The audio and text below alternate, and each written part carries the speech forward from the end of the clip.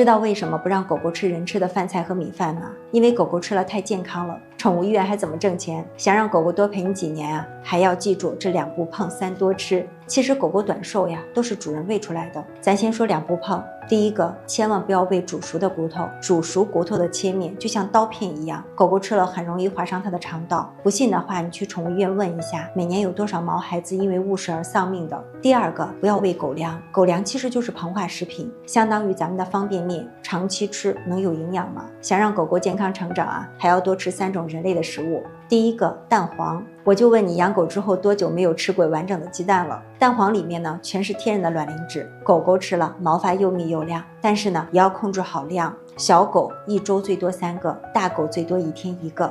第二个，多吃鸭肉。为什么不是鸡肉呢？因为鸡肉是温性，吃多了容易上火，而鸭肉是凉性，而且呢，鸭肉中的蛋白质、维生素要比鸡肉高得多，对狗狗更好。第3个，火腿肠，可能很多人都不知道，狗狗最爱吃的就是火腿肠，请不要再给狗狗吃人吃的火腿了。人吃的火腿肠含盐量特别高，含有大量的添加剂，对狗狗来说很不好。我平时呢都是给我家的狗狗吃这个鸭肉鳕鱼火腿肠，鸭肉可以清热下火，鳕鱼富含欧米伽3，对狗狗的毛发很有好处，肉质 Q 弹，含肉量高，每次打开之后呀，家里的狗狗都抢着吃。那这个鸭肉鳕鱼火腿肠，如果你们当地买不到，或是卖的太贵了，同款呢，我把它放到视频左下角和主页的橱窗里，趁着现在有活动，9块9到手24根，赶紧给家里的毛孩子多囤点儿。